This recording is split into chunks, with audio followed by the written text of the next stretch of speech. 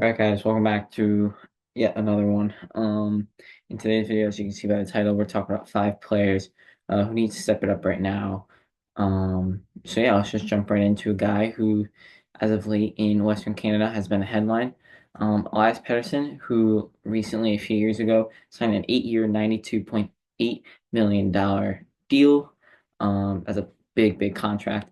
As of right now, he has 10 goals, 18 apples for 28 points in 34 games, which is not what you would expect for a guy with that price tag. Um, uh, I said earlier that he's been in the news recently. This is because of the bringing back, I guess you could say, of um, the struggles with his teammate JT Miller, and how they butt heads a lot, and how apparently they just don't see eye to eye.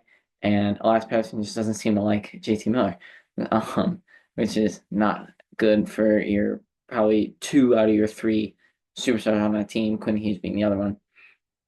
The captain has to deal with it, as well as Rick Tocchet, the coach. But going back to Petey, he's 102 points in the 2022-23 season, but he had 89 points last year, and now, like I said, he's 28 and 34. As well as last playoffs, he was a complete ghost.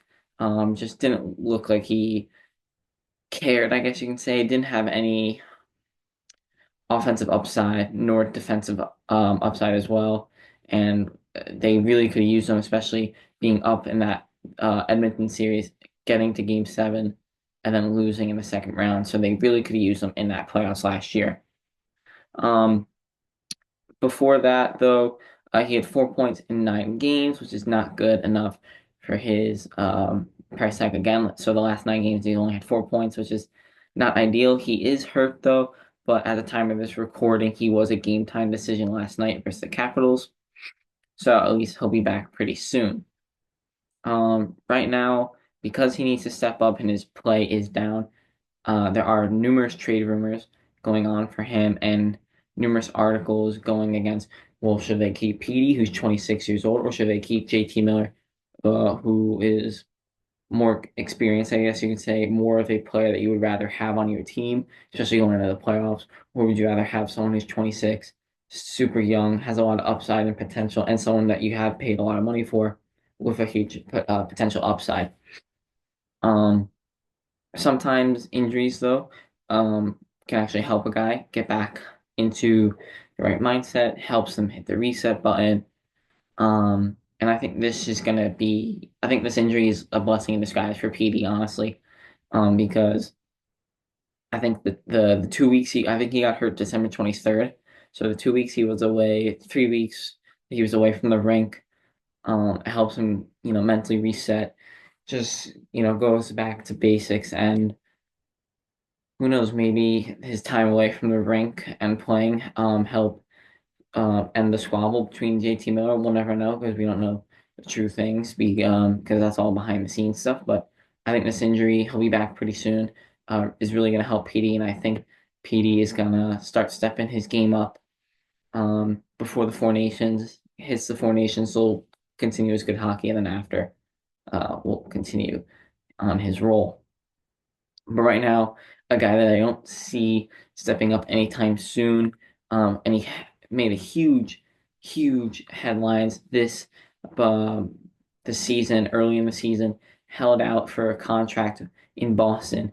Jeremy Swayman, he ultimately got his contract 8.5 times 8 years, 64 and change $1 million deal that had Cam Neely going crazy and Don Sweeney as well. The Bruins, they're doing okay right now. They're third in the Atlantic at 45 points. Tampa's right behind them at 44.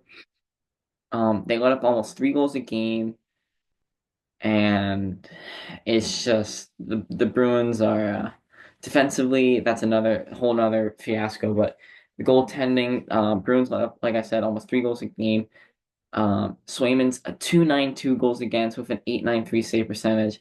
That's not even better than Corpusalo, their backup, who is a 286 goals against and an 892 save percentage. Well, the save percentage is .01 better, but still, like, that can't be. Corpusalo cannot be, you know, even with Jeremy Swingman, your starter A, and then B, a guy that you're paying 8.5 mil for. Um, their goal differential is -24. Like I said, that's a lot of defensive, and the average goals against is 314. Um, I think that the Four Nations tournament, although Jeremy Swayman doesn't really deserve it, I think Stolars, who was healthy before the team got announced, should have gotten a call up. I think there's a guy like Joey DeCord out there also. Um, Maybe even Joseph Wool, Spencer Knight. I wouldn't, but just another American goalie to help strengthen my point. But I think the Four Nations tournament is really going to help Swayman, who can go there, not worrying about playing because he's the third string, right? You have Hellebuck who will start, and then Jake Ottinger above him, so he doesn't even need to worry about playing. He can just kind of relax, just like ease into, having a week off basically, and I think it will be really good for him. And then hopefully after the break, he can help come back stronger in a better form, more confident form, similar to his dominant form that we've seen in previous years from him, and maybe even um, make the Bruins look like they deserve the playoffs more than they have in recent weeks, especially with Tampa being Tampa and Ottawa and Montreal and any of the other wild card teams, really, because the Metropolitan's a mess. But I think Jeremy Swayman, I think it's known that he needs to step up. I'm sure he knows that he needs to step up and play better hockey because a 292 and an 893 save percentage is not getting it done, especially come playoff time, which the Bruins are hopefully gonna go for.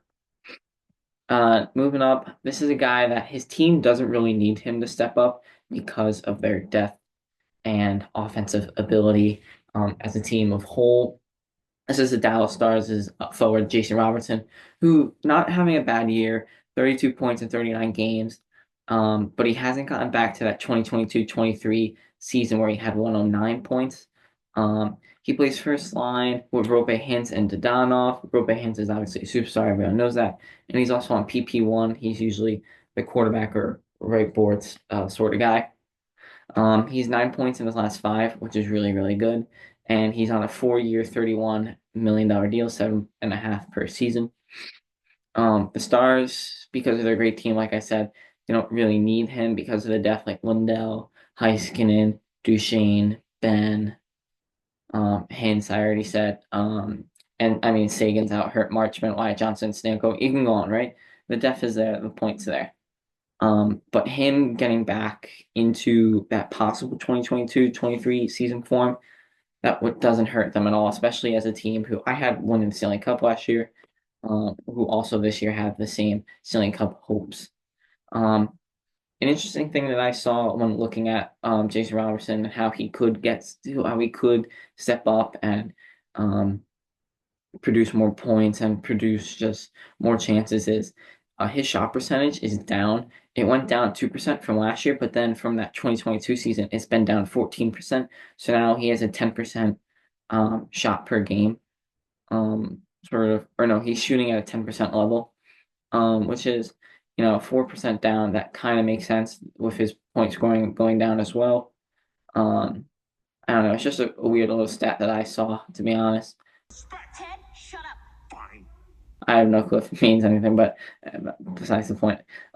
Even though Robertson does need to step up, I think that 109 point season was, I don't want to call it fluky, and this is no means am I trying to offend him or put any disrespect, but I just think he's going to be a consistent 75, 85 point scorer in this league, which is unbelievable and something that, this jersey right here, Brock Nelson, she kind of struggles with.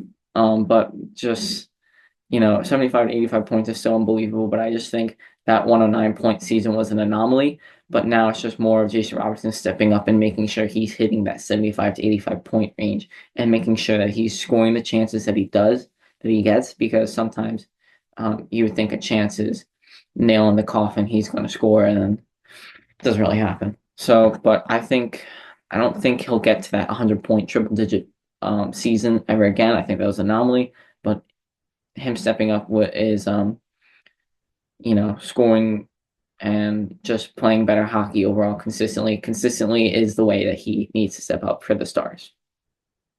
Going on to a guy that needs to step up more for himself, though, as well as for his team, he's both sides of the coin, is Mika Zibanejad, who only has 25 points in 40 games. He was taken off the first unit power play and just power play of a whole a few days ago, like last week, and he's a 8 times $8.5 million player, which is not ideal. Again, going like relating to that Swayman thing. He's their second line center as of right now. And in his last 6 games, he's only averaging 15 to 16 minutes, which is not really good. And on December 17th, he hit his lowest average time on the ice of 13:40 since like the first time since like he was in Ottawa, which was like a long time ago. So 15 to 16 minutes averaging as your second line center, who you're paying $8.5 million for. That's not really the best situation, especially a guy that Meekins is a manager is. The Rangers depend on him to bring offense. Um, and last night he averaged 20 minutes a game. So that's a big 5 minute, 4 minute drop off. That's huge from last year, especially when they don't really have as good of a team, I guess you could say, or guys that are producing at the same level. Like, they've gone off of Truba, Igor's hurt. Um, Kreider's really not at his top form right now, so that's a big thing. He's dash 19. He's right now, so he's not playing good 5-on-5 hockey at all. He looks tired, I guess you could say, skating around the zone. And he's not being responsible with the puck. It's just his stick handling looks a little lazy. Just he's making plays that shouldn't have been made. He's just overall, you get what I'm saying when he's not responsible with the puck. So I don't need to really go into depth there, but he had a slow start to the year. It was more highlighted in October about his struggles. Um, but the only positive is for him is that he doesn't need to worry about getting traded because he has a no move clause. Um, so I'm curious to see how this dynamic's going to go, especially because Chris Drury wants to change the Rangers. Um, but they're also only 7 6 points out of the wild card in the Metro right now because that's how crazy the rest of the league, especially the Eastern Conference, is going. Um, but if the Rangers want to go to the playoffs or go back to the conference final, which they're a few years off of, they need him producing at getting close to that level that they know that he can produce at.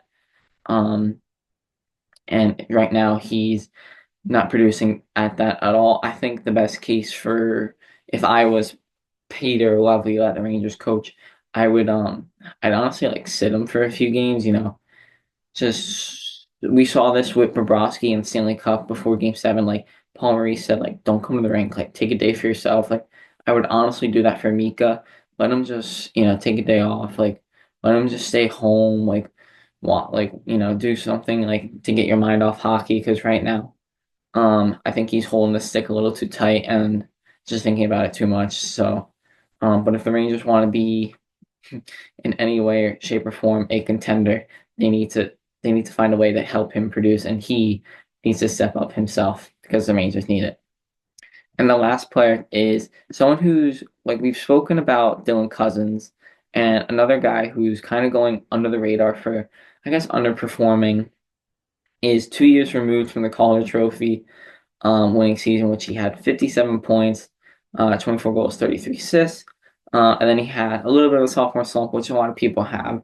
It's pretty common, so there was no worries there. But now he has 22 points, 7 goals, 15 assists in 41 games this year, and he's signed a 7 times 7, $49 million contract. Um, and he has only 6 points in his last 12 games. Matty Beniers of the Seattle Kraken.